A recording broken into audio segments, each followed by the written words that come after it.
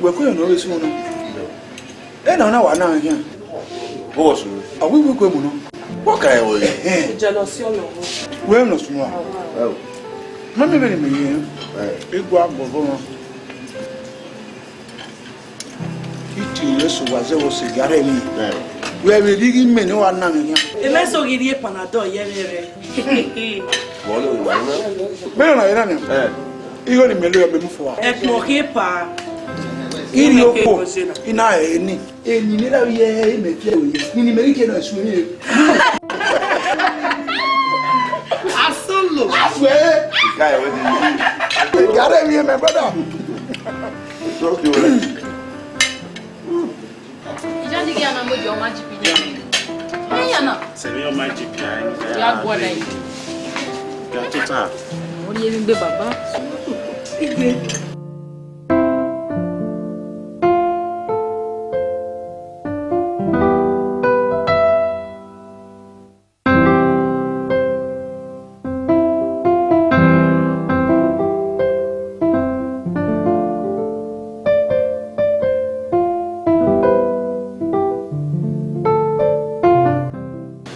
Forget about Tomanchi. Why you buy now? If you look at these fingers, they are not equal. You understand me? Who am your man GP? Then now when you are any yard. Lao say, or no begging this your man at tell so bougie. La Guerri, right?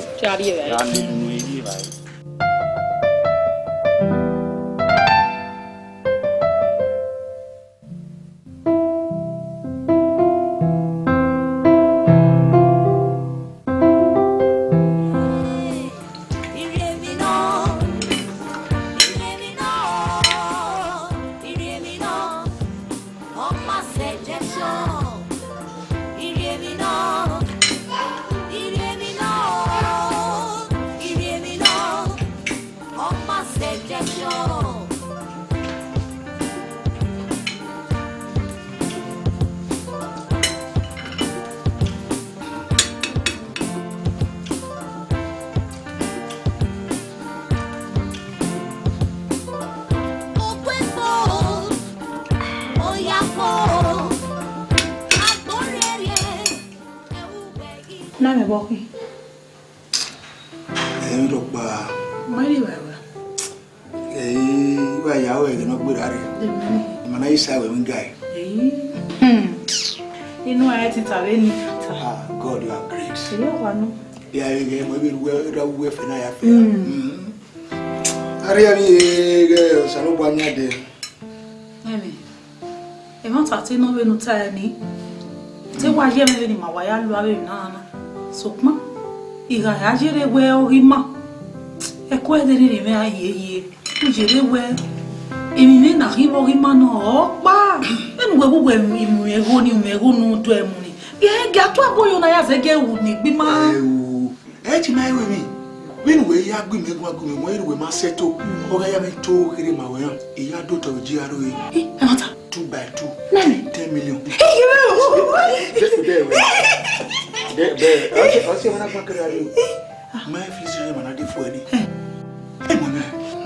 Oh my God! I can't just believe it. What is it about me? I don't love it. Mommy transport like I more your way. It's big. I'll tell you now what it is. I don't know. My favorite.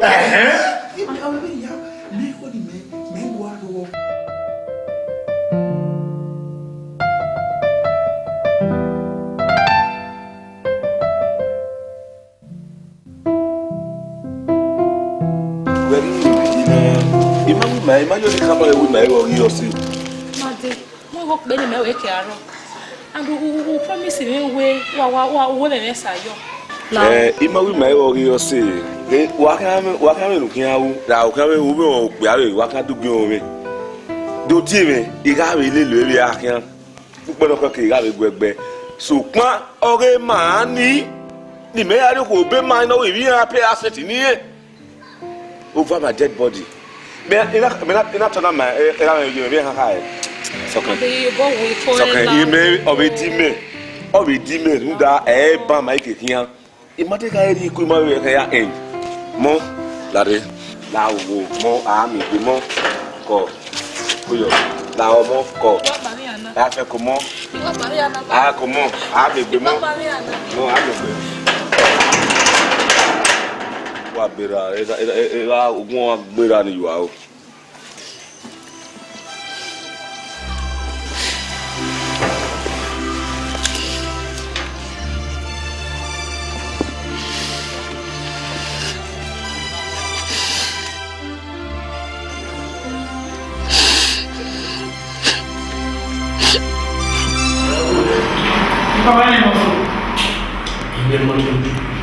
we mo se ni mana woni de imawo ni do ye moto ke ye be da mo igo when you go man when you go mama get mo man I am a guy engineer really I engineer everything including you know now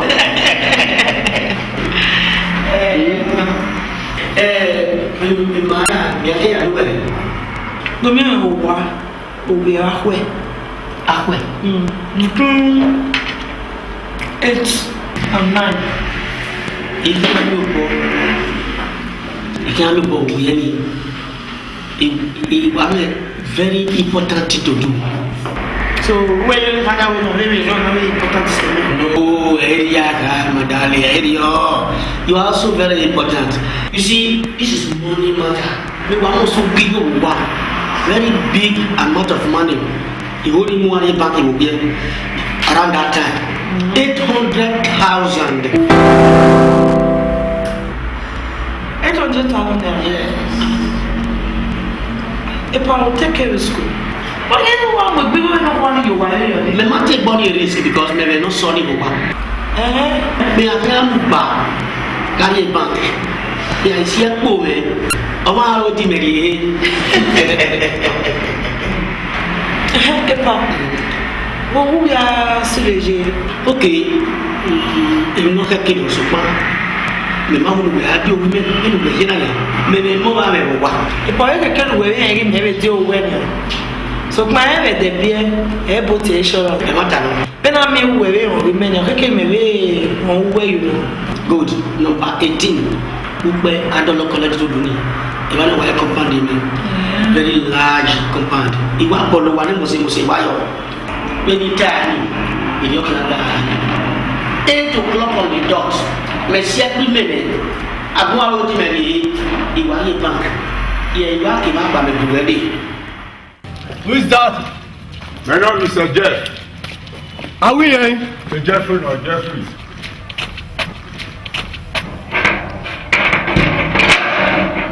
I have no problem. Problem is a mechanic to know. Tamai Jeff is here. Okay, it's You what did I say?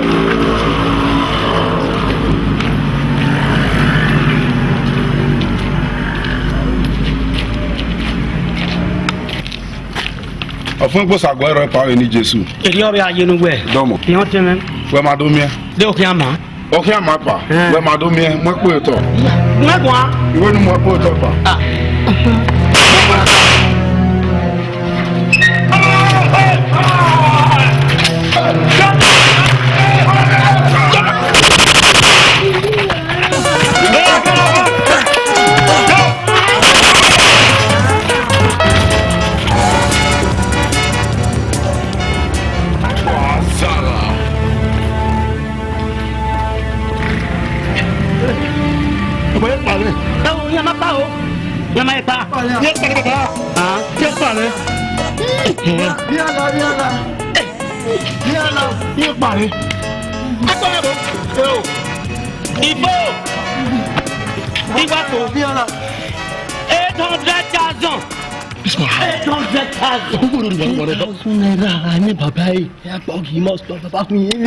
This man is strong. Big up for 800,000. Now I'm going to be. Me ayu kugbe gbona me rami o. Baba ugbe. Ni ori gbero wa na baba. Mo nya gola.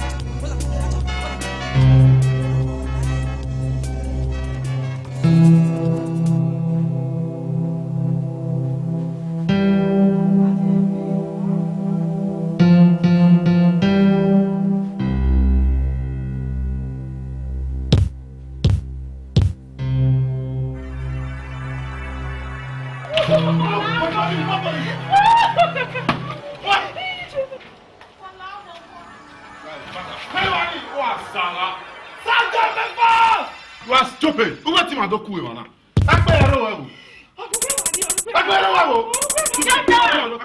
Stupid. Mom! Police!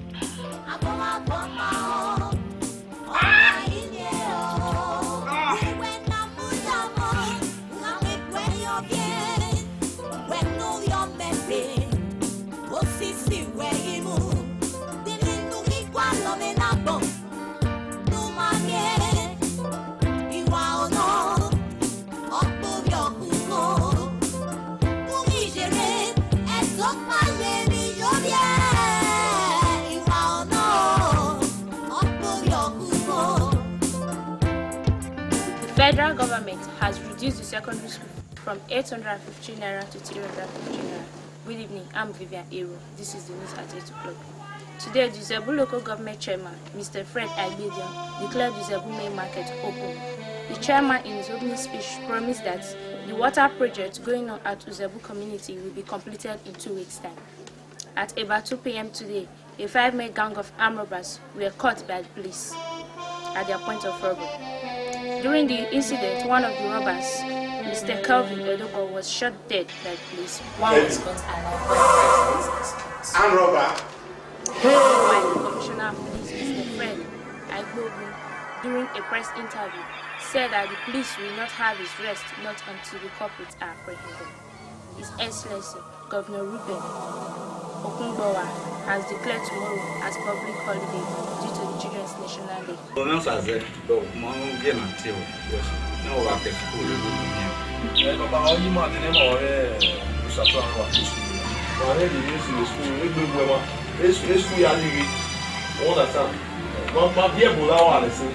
If no wa jame gina chu we no sase o we tu we ya hama mi na ma we e kebi ga atakara pa no we ipata is do agu mo po na na wa gedo mu egbe na gotori na na o want to accuse me egbe we yo because e kevi o we innocent face e kevi me me want that you not suspect one day e want that baba kevi obije me no in my race school ya be kevi bad friends hooligans was moving bad companies. He used to wear a camera. My Mario knew that way. Love Egbe. That is pets. Hey, Gonia. Now, boy, they didn't listen to me at all. Saturn let me where he got a me where he kept the bad gang that is suspected that he did nothing to it. Hey, we are me. They don't believe. I'm going to get what I want because Orusu no see that to death now. He doesn't love a Kevin. Oh, when I'm egg. Eh? E kebi kin le wike do wa halile ije le wi ngaro wa na le sunu o wi re odukun le palo odukun yen na adam e news so yen is the news ni na we yen gbe kebi wo yi o yen na rule rush down to tell my father yen ite ni she met my father okay the same news the news was going on and then we are that means it show shocking in ogbera and BP at that time so he was on treatment. Agwa on your telling wa kon me any koto ade. Egbe wa wo metin. E ma ya ire o teme do boss the thing we be ni. Surprise me na me o man. Romo.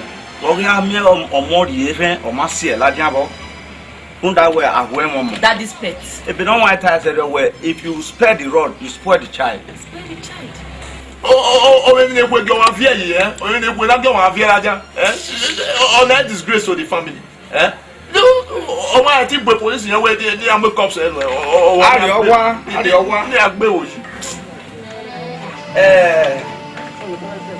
but why in general there, I feel like is that what can be? I don't know, can't be. Not can. Then I got a big brain. Then they got a swing. No, it's there in Chua. I went on my guy came up by Banya. And my son there, then we see for and that's good. Okay, Mr. Sibo. 1 year, I didn't even take him. Now, come here for them. Okay, well, I can't bother. Yeah, my. I don't like this. I'm not going to. Oh, sister, I'm going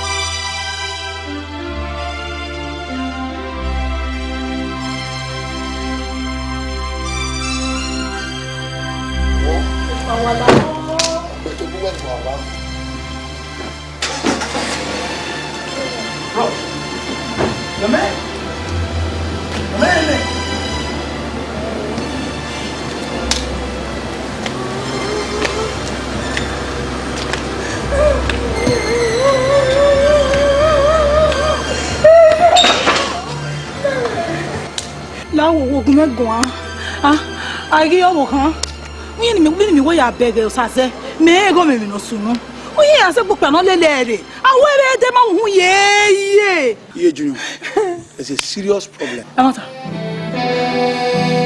de no Why you here na kama wa so pa na wa mi shi ma ya do ka gbo mo jeri na wo temi no si me yelo ya ri wa ebe na do tie bi so oui you remember jeri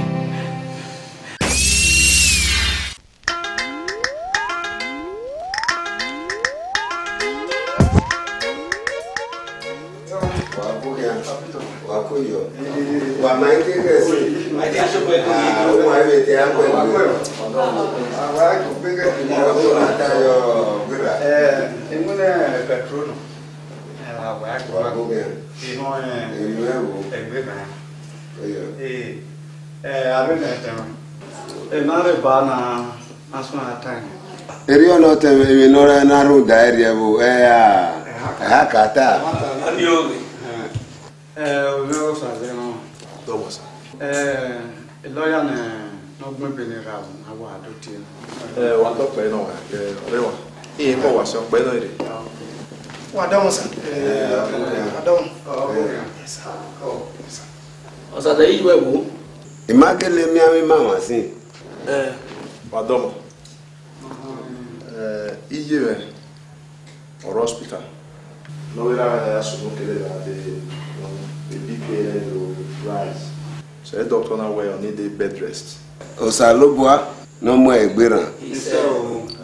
Ugbe wa mi we mo we no dio. We ta ri awe ya tama. O to e wo o bi ra Peter. O Peter lo o wi yere wa no se nu Adama. Obi yeme Peter, call him noted. Obi in US. In a retire, we in real boy. As long as we accept it, we accepted the will. Adama.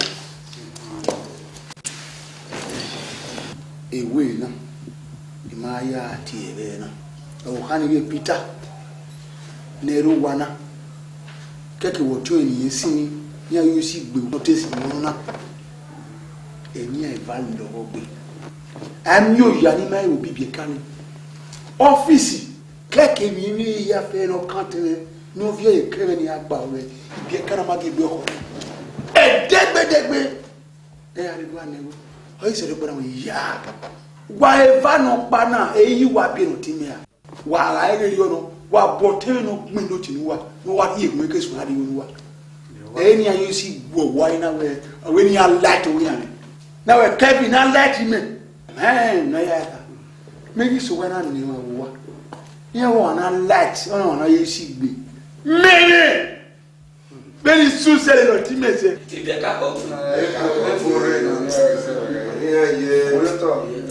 Eri opa. Anyway, agiere ne? Adama baba. Amen.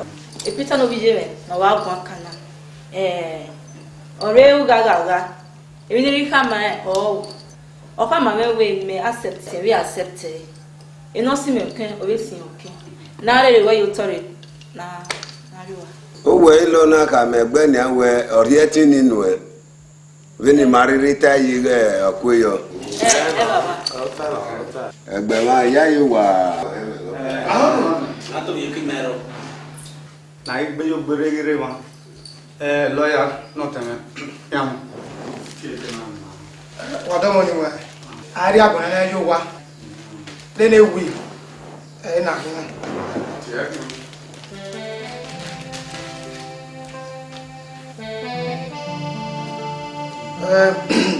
Owe iwe wa ikabo we mu wa. Okay ni wa be kakabo we mi bu wa. Ona iwe obi en wo sato. no mokiki. Ah, bien ça toi. Mais non, maman. Ona we na mo e fakapa 4 flats no ropa. Keke bi moto ni edene. Ona we na so ni ane. Owo bi eno ku no jonoro izebuwa. Odomo. Away 4 flats no rego. A Mercedes Benz opa. Keke bi moto ni edene. Na so ni ane. Owe Kevin oro. Ibi ayo si gbere. Away 8 flats. No race local road. Ifakapa. Imoto eva. Kekere ni edene. Owe na so ni we ane. Owe Peter. Away 4 flats. No race local road. 4 flats away. No rugowo. Imoto eva. Kekere ni edene.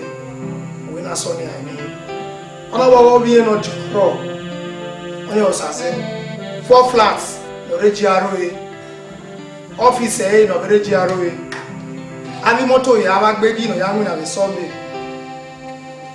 Isinwi na ya fefefe. O wa no tin ero mo oyiyi. I moto ya no yin. A lo ri o wa ni ra ye keji gbe yi. Amu ni ya ga. Asi ai ni no ji o sase. Wese. Ona we faka no ke o we na vie ni no working jo. We runda okakabo wa so sel ni anyway eri yourself Sale ofuta. Ewe ya iwa binu loyalty. Wa gbe wa do mo lawyer court. Mo yiru kan ba. Otime na ga hwe na yo wasi mo bira biye. Dikaka wa ga we na ga. Isu selele. One. Among the new power, we na Damosa, a cock banana swing your moji. Anawhere or one ye. Keki moto and I will have ye young man, we are not your say.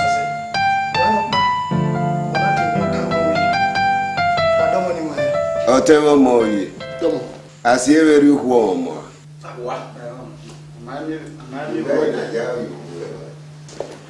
Na wow.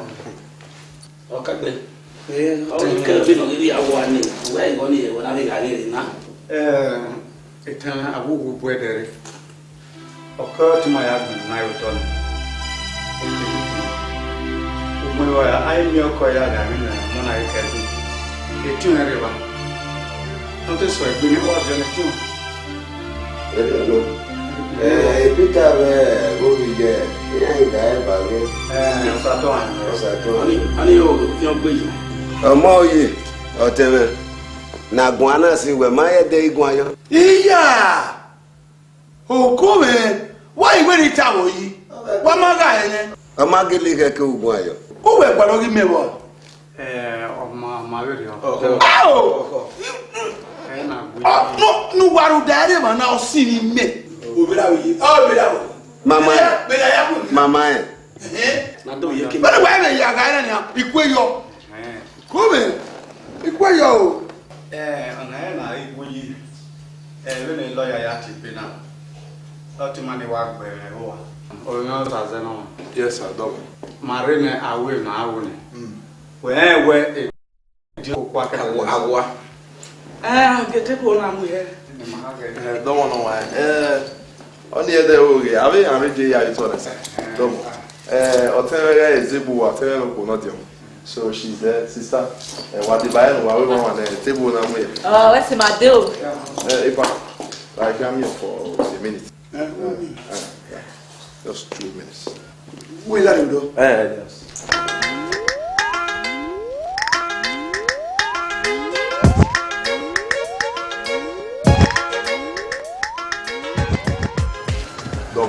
Yo. Yes, sir. Ipa. Continue. You know you haven't seen well there. Kaka bok mo wera. You know ya ga. You know ya fefe.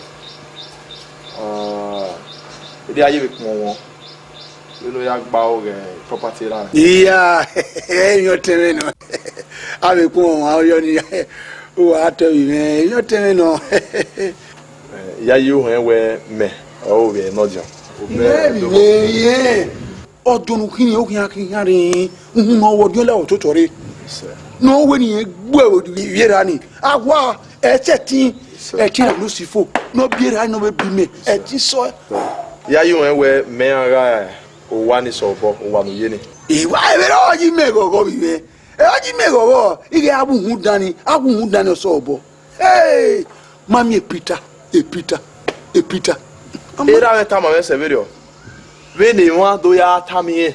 We nu ya nya wo e. Ka we o mi poto na adu era me mo. Era me ma ye we die tin ni me. Ni ya ye police mo ya ni arrest we bi yan wo ne. Ṣùgbọ́n pa no. You can get chance in anywhere. We are continue and loot together me video. Before 7 days. Pack out of that house right now. Ya le ru ari wa. We have this nice cast in here, and we care your boy. So that's my word.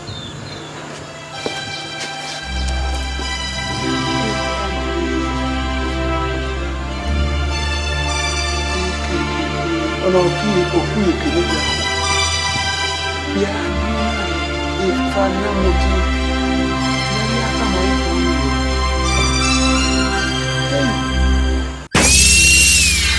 nani doni no mai bari o wanu bolo nu tama ni mo oro wa na mama na ki ma ri o ki ma me boa o wa ma boa e unu ya ya ma boa olu wa ya na da mi nani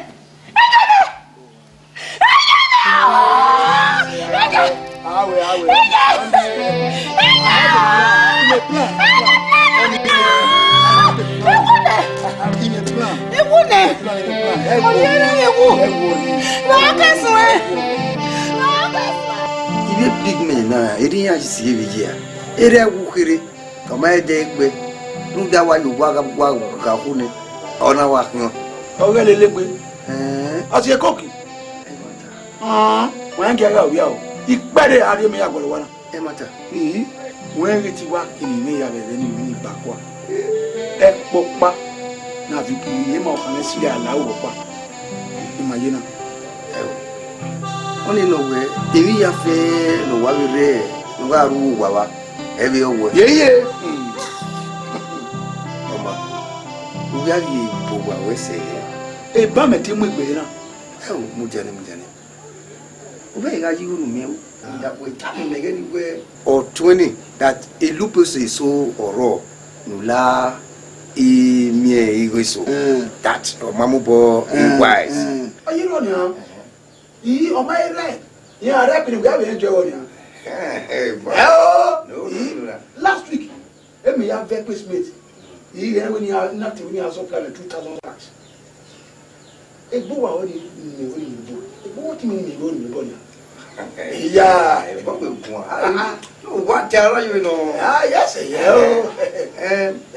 no here since we je atu ya be ya na obi no ji na ya you be we go ni ji why am working now we no be problem na your problem mo understand man we get no on my right so you may be adina mula no go 45,000 naira remain the project you are ripening I will give you back 45 what 45,000 naira sorry my brother igbigo ere egbu me wana uda igo ni me mienia o to me no race local road e me ya boy so bo ga o me say ki mo ya fear 6 months ya ba manare ya ri wo bo too flat e mo e to too flat o salo gbaru wo duwa wo pa we ti no ani na gbo wan kan you see the problem no solve how wa yan wa pe wa le lo we are flat no road we me are yoku wa you see don't not tell me set here we we gbo no mu back flat no ro igo no ri eni me e me ya we maintenance na cause bo pe me kan ni to ale Oma, we buy 10,000 naira ni. Iwe gweme. What we ya time away? Egweme we na we minia. Ekedu we wa we du we yi. O ari wa we ni ari no. O my ga yi rio inu wa no be gbare uma. Nu be yari go we. We po pa woni ari no e. Na ya me ga time we gani. Ina we mi ku. Nu go ina we. Rio. We gbọ́ mẹ́ kọ́ ni igo na lo ni ku oni alu igo ni a bo igo na lo ni ku yi imu ari hotel ori si o ori do mu bi omo de pe challenge o kan pari igo na ani alu oni gbo pe ro na ayo igo we wa calculate na ni ara we ogba pèsè méjì fa iya iru ya de pèsè méjì fa be lo wa e ti a place o we na wa e ko wa me ori me bo what me ni e me Jebe. Gbogbo tí wà tí wà mẹ́rin tó máa mi blọ̀kì wà bọ́ yóò bẹ́ mu yàn.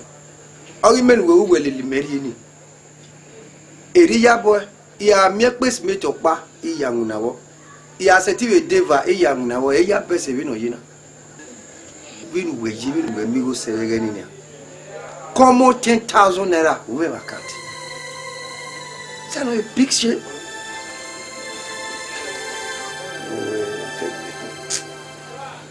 I did there, I made him a call.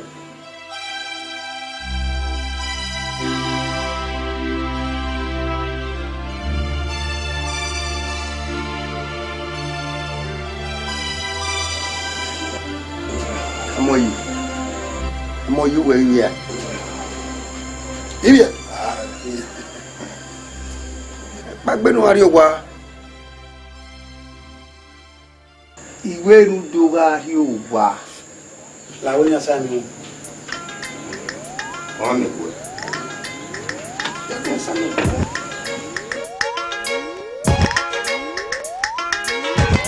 Edabowe orile ifume. Efagbo na uyere lega me. Egenuna ga me egenuna ga sekwa. Afigori enigo setu edabowe. Efagbo na yo bokan se ano. Omo wiji ute weri okan ga yifian. Oma no gbagbo mo we. Fiabo.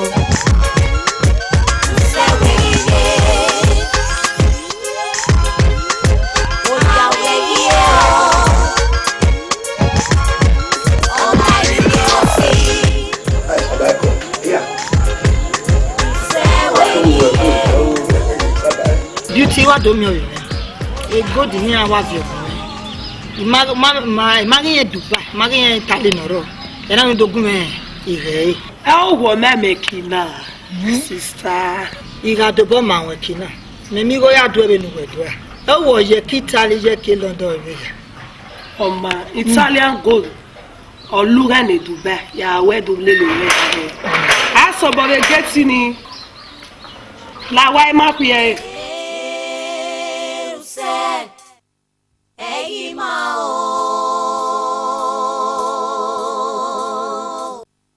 Seima Bagboye. Pardon me. Beauty. Bokia. Oyena. Oh yes. Bokia. Ka oyese. Ka. Laganu mure chicha. Seima. Seima.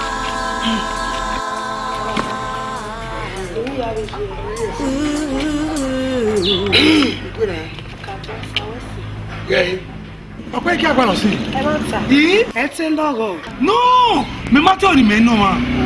Ìmì wá mú ẹ̀bẹ́ ìmì mi. Ìmì wá yìí tẹ̀ gbọ́ gbẹ̀rẹ̀ wá. Ìmì àti tẹ̀sán òkè ẹ̀mí ni wà á di Joshua. Ẹni wá àsùwèrè wẹ́ mẹ́ back me. Ìgbè kúkú náà o. Wọ́n ẹ̀gẹ̀ nínú àbò wà náà wọ́n sí ẹ̀. Kọ́. Yẹn kọ́lì wẹ̀ bá. Yẹn kọ́lì wẹ̀ bá. Mọ sista ọ̀sẹ̀ bẹ́ẹ̀ náà. Okay. Èsì ni ó ti sá rẹ̀ náà. Mú mi wọ yẹ. Ka oyese. Ka. Bokia. Beauty. Ìyá ìwò wá náà o. Èmi náà sà náà. Wọ́n náà ní flowers ìwà rọ̀. Sàrẹ́ sí kọ́. Ka. Bokia. Ka. Sista wọn ni.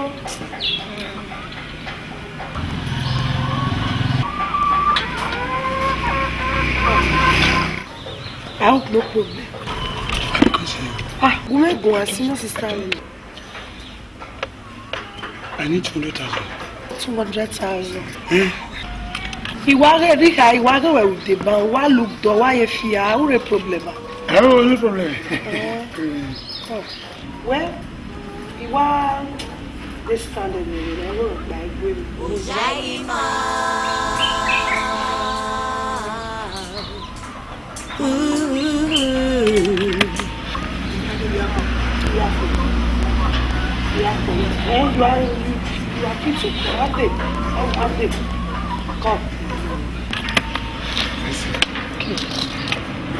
you brother, book here. Go. So now they go. Okay. Bye-bye. Okay. Go. Go. Yo. That's it. Go.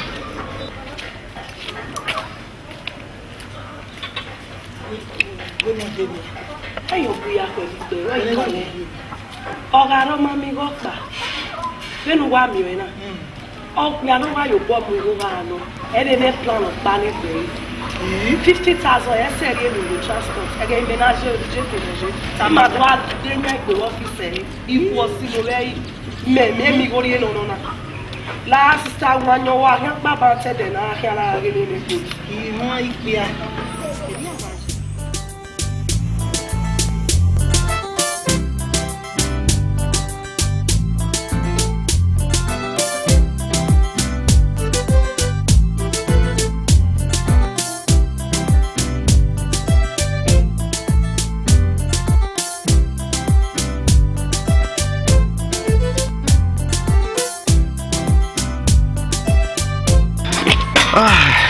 Daddy, I won't go marry. Oh, Peter, where we are woman? Hi, Peter. I'm sorry. That's a Peter. Women, Abby. Oh, you are near her. We're taking this matter to her.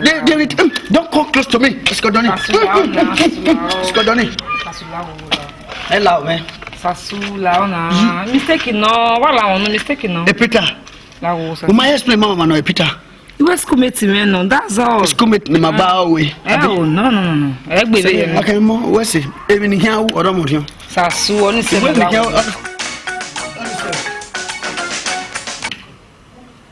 Hello? Hello, what's Hey, pardon, sir.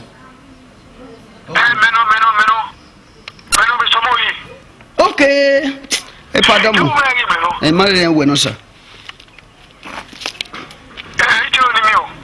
Wa me.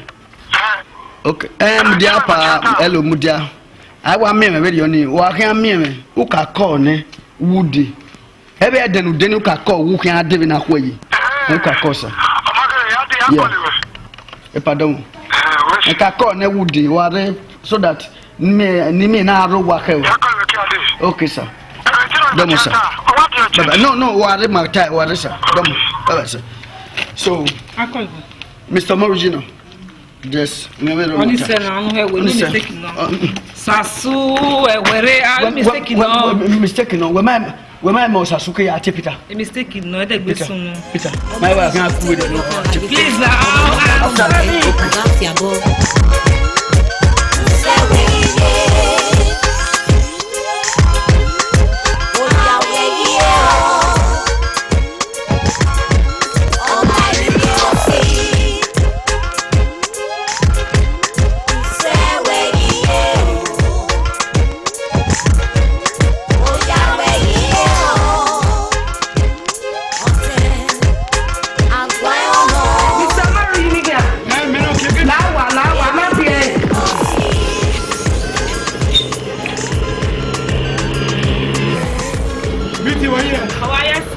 I hope no problem.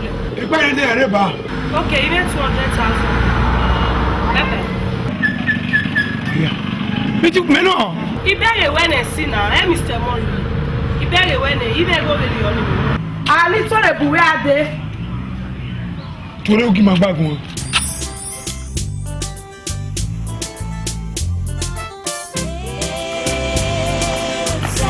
Somebody, why are you? When we're here, I'm in Guala.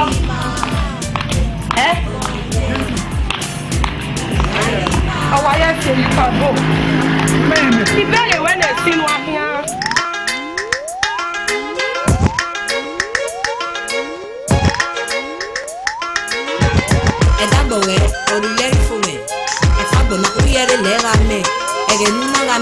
egenu no gazekwa afingori nego setting the dad e fa gbe ma yo bo kan se ano omo wi ju kute we ri okan laje fian o ma no gbagbo mo we o ga fi abo se we ye o ya we ye do bono working now ja kon ye egbe wa do bono working now do bono working now why when no wa ye do bono working If I want to go, can I get some go for what? If I imagine. Come on. You must go.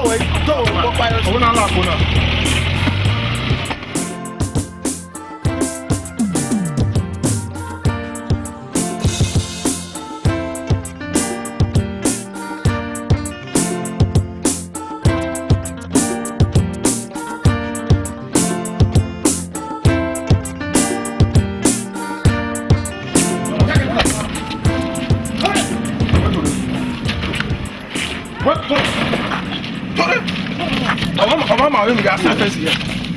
Come on, shall we? Where move? I don't know what I mean. I know. Come on. Now, come on. Oh, see, now, while you're going, I want drink water. Drink water? Come on. I'm a boy. What are you moving? We're moving. Come on. Boy. I don't want to no blows. I don't want. We don't even have a day. Oh yeah, don't room over. Maya ye ma be no. Could you believe que mamu boy na ari na dia? They denied him. Maya ye ma be o why. Ope no ke yima susu sin. Very sin. Erin aji. Oh, surprise we. Ona ma wune. E ja mo ye mi tan.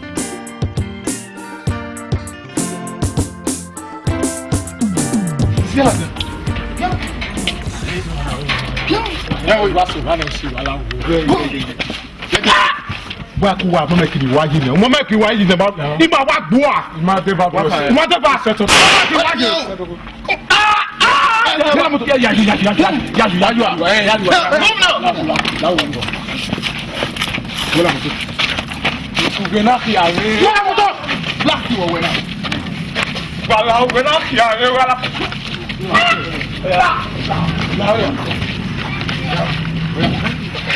Hold on. Again. Wala. Yes. Wala.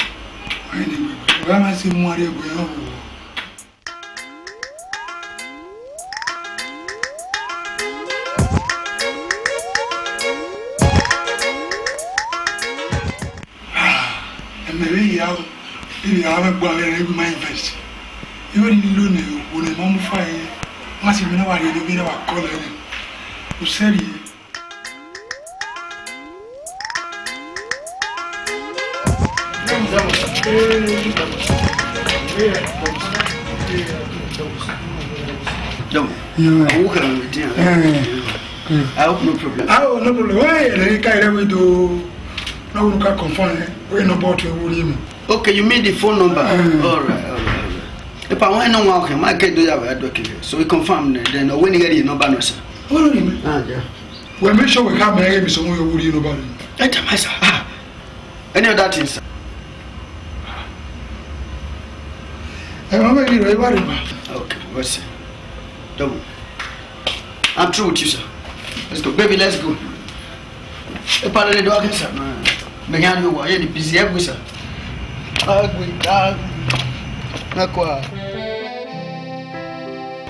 Hello.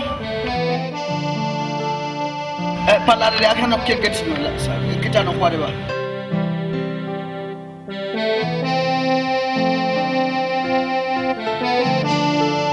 I give my boy, sir.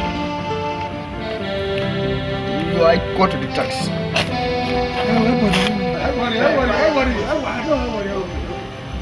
Open the gate for you. Don't worry, sir.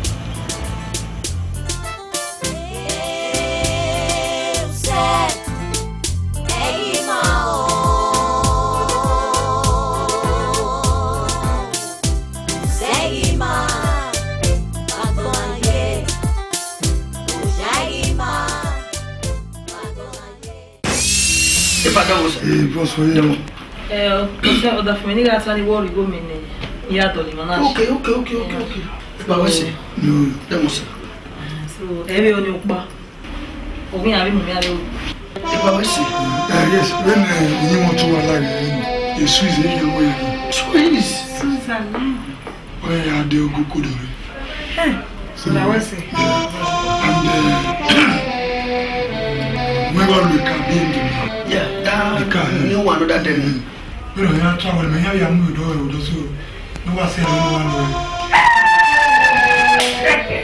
What's up, where are you? Sister, just to wear. Vamos a ver. Yeah, Junior. When you want from a good day, a junior, but I find the bill I am.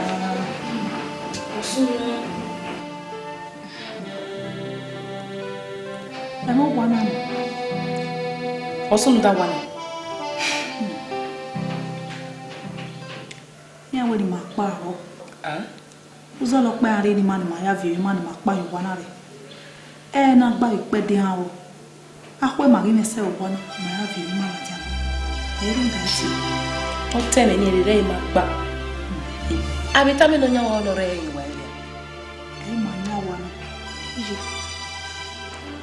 Je lo vio mo no mai pepe na.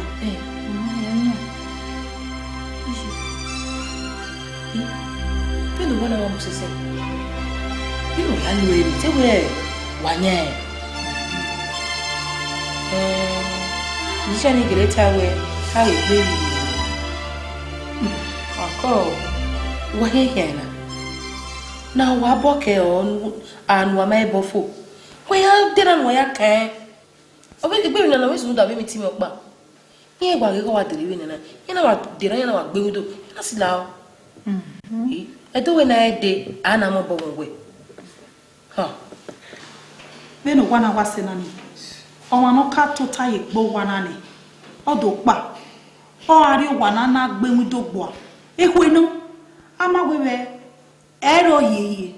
Awa e ma gbolu ama we to bo wa. Ama na be ye iran gbo. Penutana. Awu we magbolu. Ewo. Daddy moto no file lo we kian ni. Aga ki opa. Esa ya bupo. Ewe o give am ge. Aito. E moto ni wo wa gani ya fe. No ge ro. Iwa ere o. Penutana.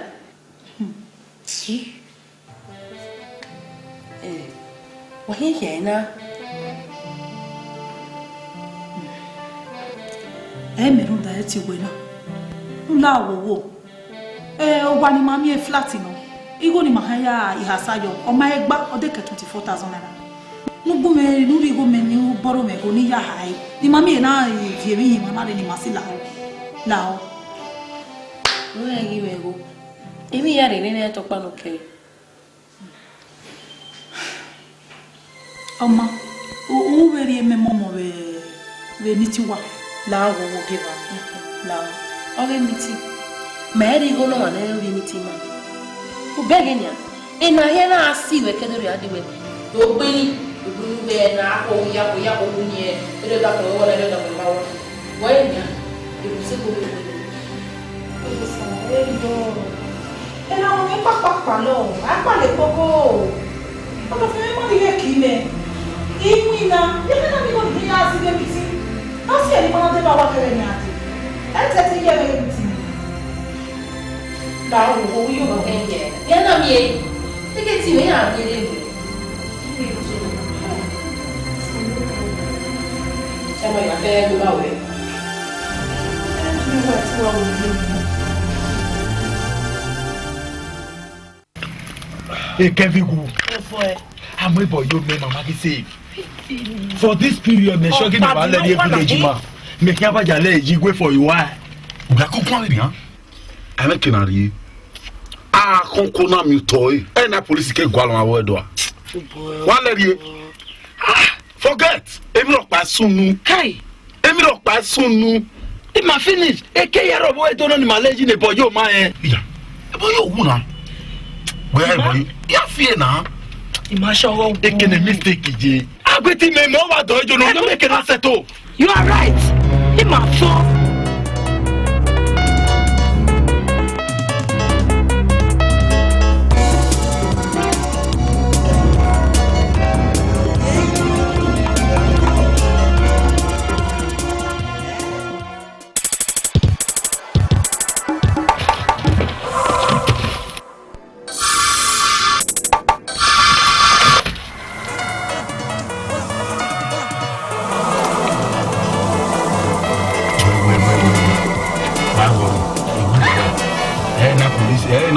Kid ballon ma bo edo.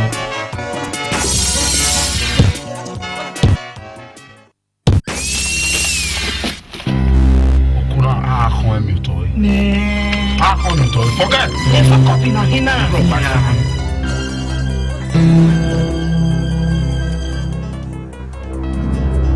Every oh, but forget. Do you know who will die? Nothing happen. If you look by soon, what's in it?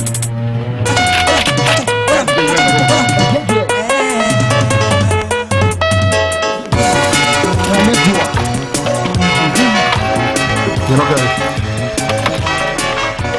Come on. Oh yeah. My bird, fall out. Hey, get there. Fall out. My bird, fall out. Fall out. Officer! Dele! Fala! Olha! Fica aí, fica aí. Come on!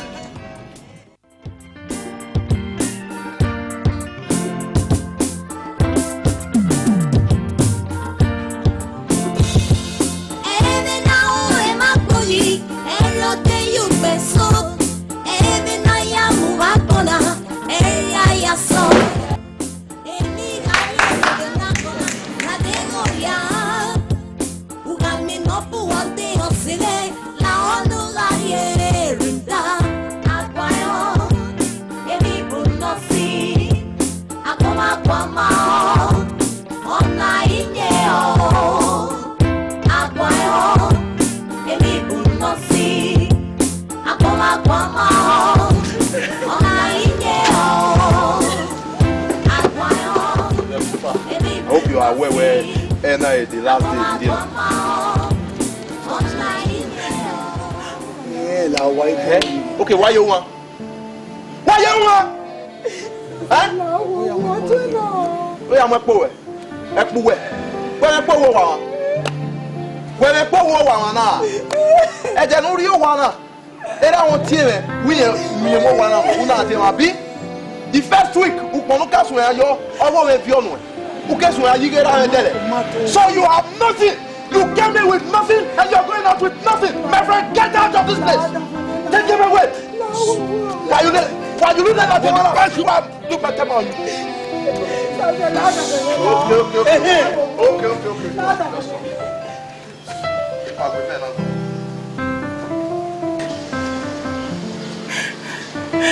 Wọ́n mẹ́yẹ pa. Bọ̀bọ̀ náà kàn ní. Get up! Díẹ̀ náà lẹ́yìn wá rẹ̀. Take them away. Ẹ̀kọ́ rẹ̀ wà ní. Move! Get a bag and you don't want to go company now. What? Sarah.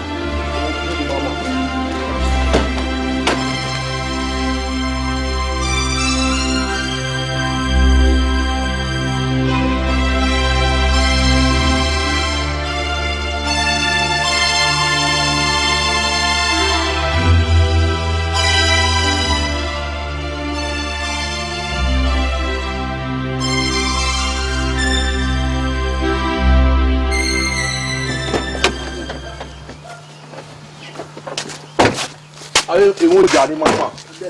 Wa u de ya so ade be so awe won aju wa la.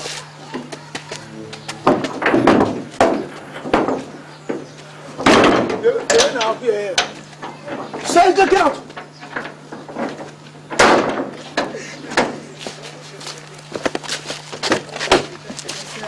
Ade pe de we we dia la.